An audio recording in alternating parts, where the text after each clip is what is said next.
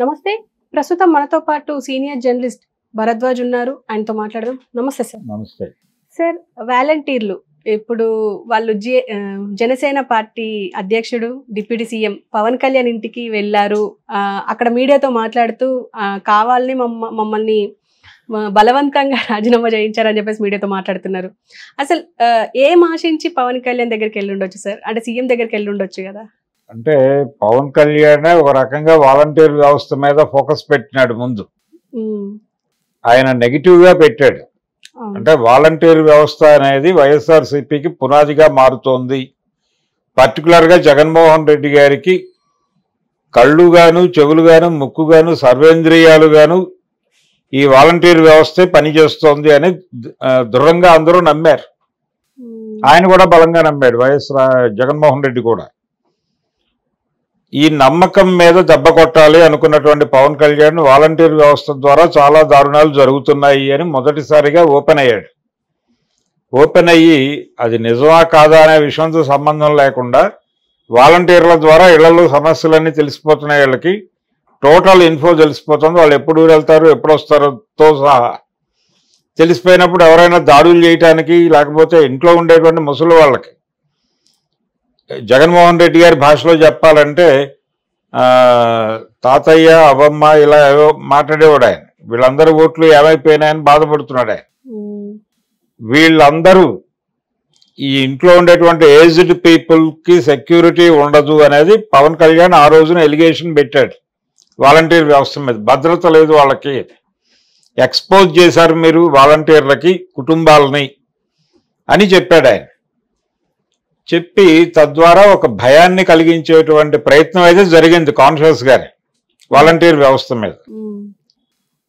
ఎప్పుడైతే పవన్ కళ్యాణ్ మాట్లాడాడో వాలంటీర్ వ్యవస్థ మీద ఆధారపడే జగన్మోహన్ రెడ్డి ప్రభుత్వం నడుస్తోంది కాబట్టి దాని మీద మనందరం దాడి చేయాలని చెప్పి అన్ని పార్టీలు అప్పుడు దాడులు మొదలుపెట్టినాయి.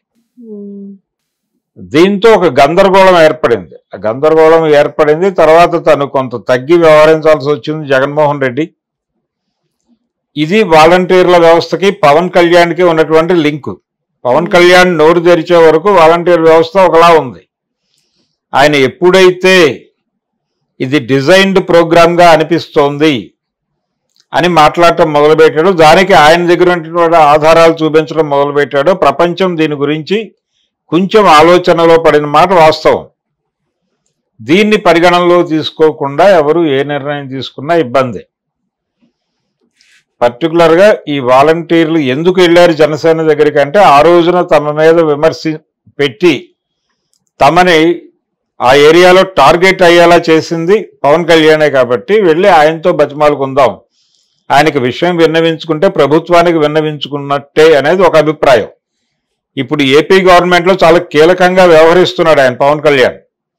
అంటే కేవలం ఏదో గ్రామీణాభివృద్ధి శాఖ లేకపోతే మరొక శాఖ ఆయన కింద ఉన్నాయని మాత్రమే కాదు, ఆయనకి ఎవరితోనైనా కలిసి మాట్లాడగలిగే పరిస్థితి ఉంది కాబట్టి అయ్యా మేము ఈ కష్టాలు పడుతున్నాము, మాకేదో ఒక ఉపాధి ఆధారము చూపించండి, మేము ఇంతకాలం మీ నీడలో బతికాం, ఇప్పుడు ఆ నీడ వెళ్ళిపోమంటోంది, వెళ్ళిపోమంటే ఎలా బతుకుతాం మేము, కాబట్టి మాకేదో బతికినంత కాలం ఏదో ఒకటి చేసేలాగా ఒక ప్రభుత్వం దగ్గర ఒక మాట అనిపించండి అని మాట్లాడటానికి వెళ్ళారు వీళ్ళందరూ.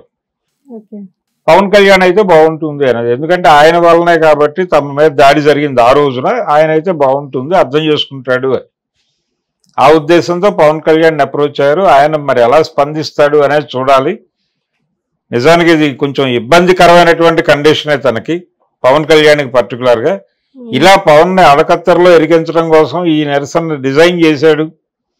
ఇది వేరే చోట నుంచి డిజైన్ జరిగింది, ఇది వైఎస్ఆర్సీపీ నుంచి డిజైన్ జరిగింది అనే కామెంట్స్ కూడా వస్తాయి ఇక నెమ్మదిగా ఒక ప్రాసెస్లో. కానీ ఒక యాక్టివిటీ అయితే ఒక పాజిటివ్ టోన్ ఉంది, ఆ లెటర్ ఇచ్చినటువంటి వాళ్ళలో పాజిటివ్ టోన్ ఉంది కాబట్టి కొంతవరకు అర్థం చేసుకోవచ్చు. ఆయన ఎలా స్పందిస్తాడు అనేది చూడాలి. పవన్ కళ్యాణ్ ఎలా స్పందిస్తాడు, ఎలా హ్యాండిల్ చేస్తాడు వీళ్ళ ఆక్రోశాన్ని, ఎలా అర్థం చేసుకుని ఎలా హ్యాండిల్ చేస్తాడు అనేది చూడాలి. సార్, ఇందులో కమెంట్స్ ఏంటంటే అసలు ఈ వాలంటీర్ వ్యవస్థనే ఉంచొద్దు, అసలు ఎందుకు వీళ్ళు అని చెప్పేసి కొంతమంది మాట్లాడుతున్నారు. ఇంకొంతమంది ఏంటంటే చిన్న చిన్న షాపులలో వేసుకున్న 15,000 వస్తాయి, మీరు 5,000 కకృతి పడి ఇదంతా చేస్తున్నారు అని చెప్పేసి వాలంటీర్ల మీద ఇలాంటి విమర్శలు చేస్తున్నారు. అవును, వాళ్ళ జీతాలు తక్కువ జీతాలు 5,000 ఇచ్చేవాడు ఆయన జగన్మోహన్ రెడ్డి, నేను 10,000 చేస్తానని చెప్పాడు ఈయన. అది మాత్రమే కాకుండా వాళ్ళ కోరిక ఏంటంటే మమ్మల్ని ప్రభుత్వ రంగంలోకి తీసుకుని డెప్యుటేషన్ మీద ఇక్కడ కొంతకాలం పని చేయించి ఇక్కడ నుంచి ఇక్కడ మెడికల్ లాగా పనిచేసిన వాళ్ళని గవర్నమెంట్ విభాగాల్లో రిక్రూట్ చేసుకోవడానికి దీన్ని ఒక ట్రైనింగ్ క్యాంప్ గా చూడండి అనేది ఒక అభిప్రాయం చాలా కాలంగా ఉంది. దాన్ని ఏ మేరకు గౌరవిస్తుంది కొత్త ప్రభుత్వం అనేది చూడాలి. రెండోది, మీరు ఇందాక అన్నటువంటి విమర్శలు, బయట నుంచి వస్తున్నటువంటి విమర్శలు, అది ఎలా సరిపోతుంది వాళ్ళు ఇతర వృత్తులు చేసుకోకుండా, అందుకోసం దీన్ని ఏదైనా త్యాగం చేస్తారా, అసలు వాళ్ళే ఎందుకు, వాళ్ళు ఉండటం వల్ల రకరకాల ఇబ్బందులు జరుగుతున్నాయని. ఉండటం వల్ల జరుగుతున్న ఇబ్బంది ఏంటంటే నేరుగా ముఖ్యమంత్రికి వాళ్ళకి కాంటాక్ట్ ఉండటం, మిగిలిన వాళ్ళందరినీ బైపాస్ చేసినటువంటి పరిస్థితి. ఈ బైపాస్ అయిన వాళ్ళు తీవ్రమైన నిరుత్సాహానికి అలాగే చిరాకుకి గురవటంతో వాళ్ళందరూ నెగిటివ్ గా మారారు. ఇది ఒక ప్రాక్టికల్ ఎక్స్పీరియన్స్ వైసీపీకి. ఏ డిజైన్ ఎలా ఉండాలో తెలియని తనం వలన చేసినటువంటి డిజైనింగ్ అది ఇబ్బంది పెట్టిన మాట వాస్తవం. ఆ ఇబ్బంది గురించి ఇప్పుడు వాళ్ళు సఫర్ అవుతున్నారు, మాట్లాడుతున్నారు. ఇంటర్నల్ గా, ఎక్స్టర్నల్ గా మాట్లాడటానికి ఇంకా కొంచెం టైం పడుతుంది.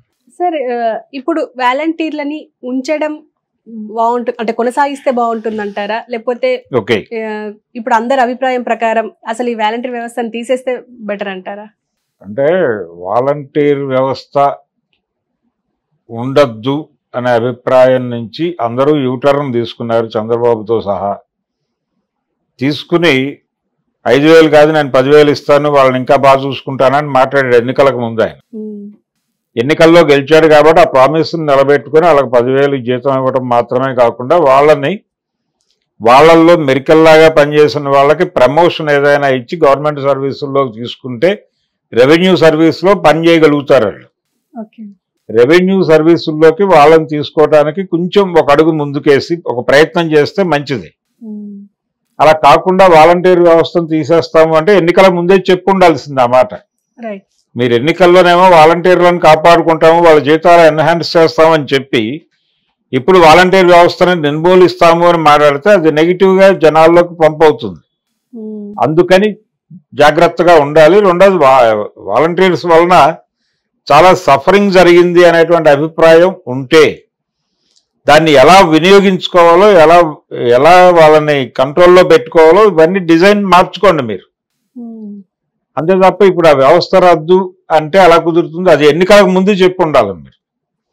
మేము వచ్చిన తర్వాత వాలంటీర్ వ్యవస్థ ఉండదు అని ఆ రోజున ఎందుకు చెప్పలేదు అంటే తద్వారా పడేటువంటి ఓట్లు ఉన్నాయని మీకు అనిపించింది కాబట్టి ఆ ఓట్లు తీసేసుకుని ఇప్పుడు వాళ్ళని అంటే రేవు దాటాక బోడి మల్లన్న అన్నట్టు అనదలుచుకున్నారా అనే ప్రశ్న వస్తుంది.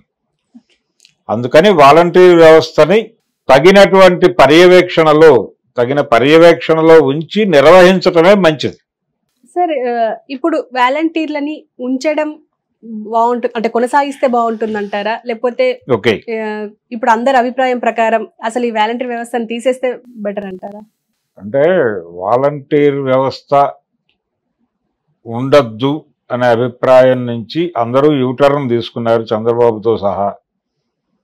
తీసుకుని 5,000 కాదు నేను 10,000 ఇస్తాను, వాళ్ళని ఇంకా బాగా చూసుకుంటానని మాట్లాడాడు ఎన్నికలకు ముందు. ఆయన ఎన్నికల్లో గెలిచాడు కాబట్టి ఆ ప్రామిస్ నిలబెట్టుకుని వాళ్ళకి 10,000 జీతం ఇవ్వడం మాత్రమే కాకుండా వాళ్ళని అడుగు ముందుకేసి ఒక ప్రయత్నం చేస్తే మంచిది.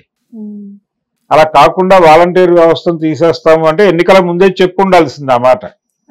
మీరు ఎన్నికల్లోనేమో వాలంటీర్లను కాపాడుకుంటాము, వాళ్ళ జీతాలు ఎన్హాన్స్ చేస్తామని చెప్పి ఇప్పుడు వాలంటీర్ వ్యవస్థను నిర్మూలిస్తాము అని మాట్లాడితే అది నెగిటివ్ గా జనాల్లోకి పంపవుతుంది. అందుకని జాగ్రత్తగా ఉండాలి. రెండోది, వాలంటీర్స్ వలన చాలా సఫరింగ్ జరిగింది అనేటువంటి అభిప్రాయం ఉంటే దాన్ని ఎలా వినియోగించుకోవాలో, ఎలా వాళ్ళని కంట్రోల్లో పెట్టుకోవాలో ఇవన్నీ డిజైన్ మార్చుకోండి మీరు. అంతే తప్ప ఇప్పుడు ఆ వ్యవస్థ రద్దు అంటే అలా కుదురుతుంది? అది ఎన్నికలకు ముందు చెప్పి ఉండాలి మీరు. మేము వచ్చిన తర్వాత వాలంటీర్ వ్యవస్థ ఉండదు అని ఆ రోజున ఎందుకు చెప్పలేదు అంటే తద్వారా పడేటువంటి ఓట్లు ఉన్నాయని మీకు అనిపించింది కాబట్టి ఆ ఓట్లు తీసేసుకుని ఇప్పుడు వాళ్ళని అంటే రేవు దాటాక బోడి మల్లన్న అన్నట్టు అనదలుచుకున్నారా అనే ప్రశ్న వస్తుంది. అందుకని వాలంటీర్ వ్యవస్థని తగిన పర్యవేక్షణలో ఉంచి నిర్వహించటమే మంచిది. Okay sir, thank you. Thank you.